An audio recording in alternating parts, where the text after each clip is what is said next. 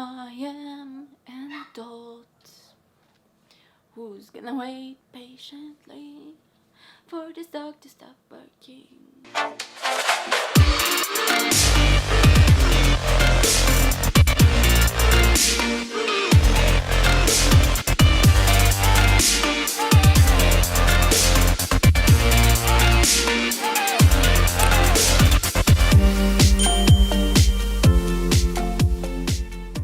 Hey guys, welcome back to our channel. I'm Julia. I'm Nikki, and today we're going to be talking about how to deal with existential dread according to these prominent philosophers that we're going to be talking about. For me, I'll be talking about the Stoics once again. And I'll be covering Epicurus and a Taoist philosopher named Zhu.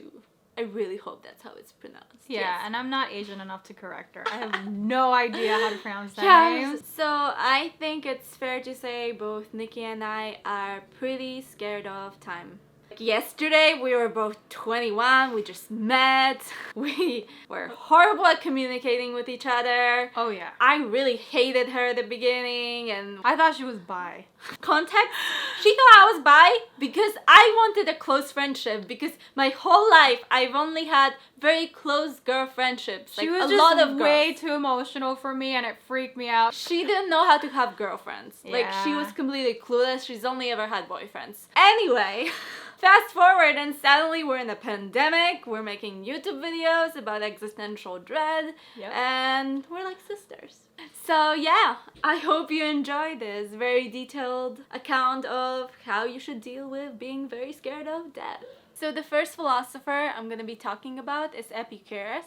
So Epicurus said about death, and I quote, "Death, the most awful of evils, is nothing to us, seeing that when we are, death is not come, and when death is come, we are not." So basically what he means by that is that we cannot experience death because death is present when we are no longer in existence. Since all pain and suffering come from sensation, once we're dead, we can no longer experience any sensation. So it really shouldn't matter to us because it has no effect on us. So Epicurus would say that the only thing that is painful about death is anticipating of death. So you can ponder for years about how scary death is, but really that's the only painful part of it that you will experience. And lastly, for Epicurus, he said that the acceptance of death, that it will come and that it is nothing to us, that's the only way to live an enjoyable life, because otherwise you will always be worried, and that's really just pointless. So despite my deep existential dread when it comes to me, myself, what's gonna happen when I'm old or when I'm still young and I die,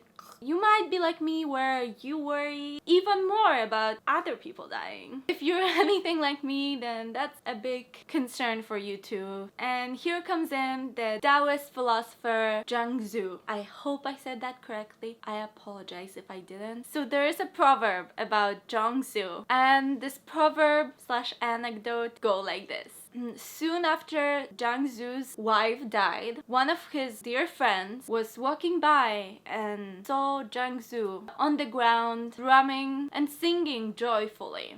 So Zhu's friend was very confused and asked him, like, "Don't you think it's a little disrespectful for you to be celebrating? Did you not love your wife? What's going on? Your spouse just died. You should be pretty sad about it." So Zhu said, "Yes, actually, when my wife first died, I was hurting deeply. I was grieving, it was horrible. But then this realization dawned upon me that at one point my wife did not exist at all before she was born. Then she was born and lived her life, and she went through all the stages of her life, and then eventually she died. And that all of this full experience of life, death, is kind of like the sequence of 4 seasons: spring, summer, autumn, and winter. While she is thus lying in the great mansion of the universe, for me to go about weeping and wailing would be to proclaim myself ignorant of the natural laws.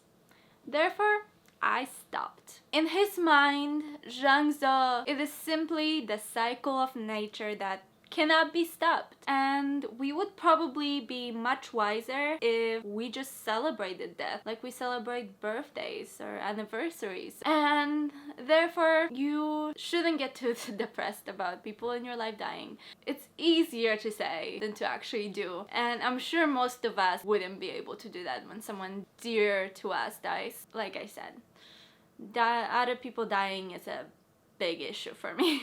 And the alternative to celebrating your loved one's death would be what Confucius would advise, which is you should grieve and mourn for 3 years if your loved one dies. Confucius said that if you really truly loved your parents, then after they died, any joys of life wouldn't be attractive to you for 3 years. So if that is the alternative you would like to go with, I'll support that too. And who knows, maybe that's the thing I'll do.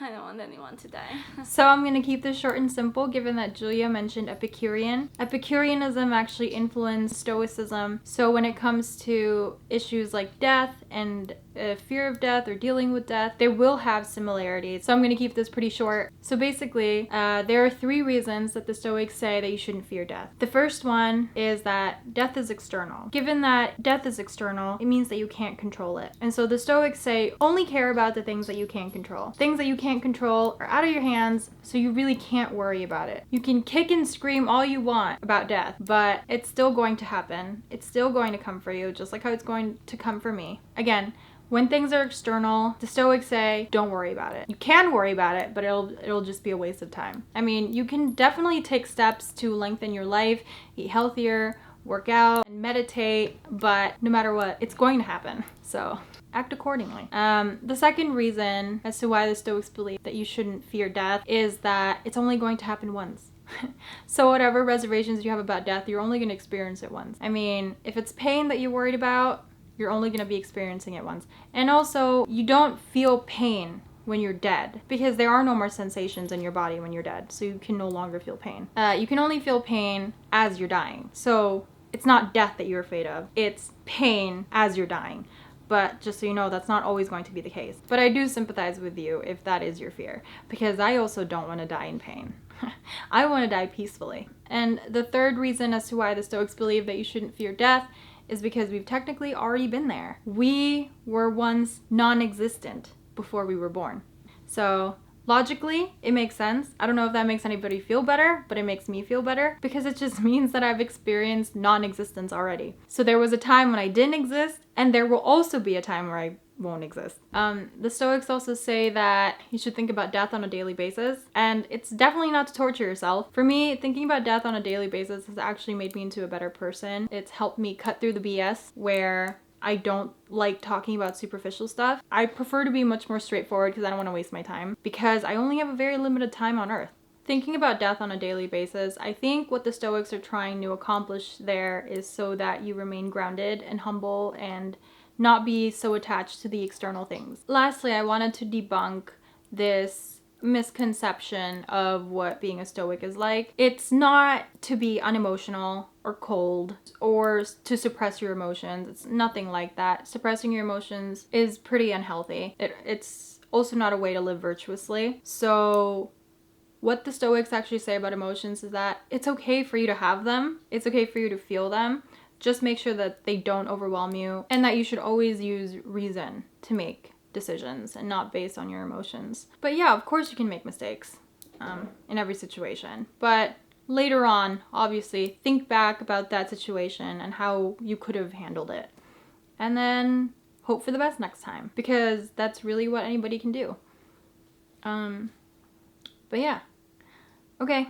That's about it. Did reading these philosophies actually help us get over our fear of death? I'm mostly scared about the pain of dying, or like when I will die, like what conditions will I be under?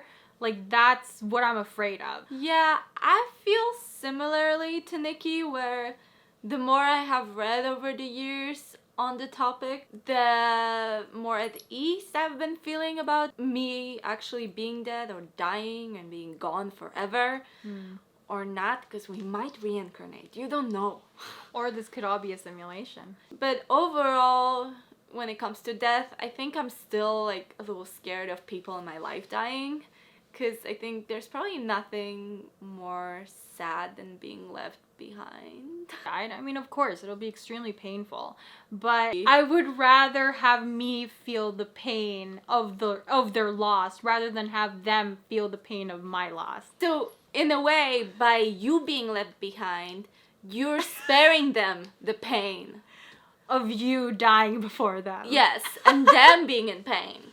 So, I don't know, that's a good way to think about it too. That's pretty selfless. Yeah, you're like, okay, at least they won't have to be like sad and crying over me being dead. You know, I like bear it. Bear the responsibility. I'm the martyr here. Thanks to me. Or that person dying first. They don't have to suffer. And I'll suffer for them. Yeah, I guess. If you're into that. Yeah, some people are into it. Yeah. It's a kink. Well, thanks for watching. This has been awesome. If you have any philosophical requests for the next video or any video, let us know down in the comments. Bye!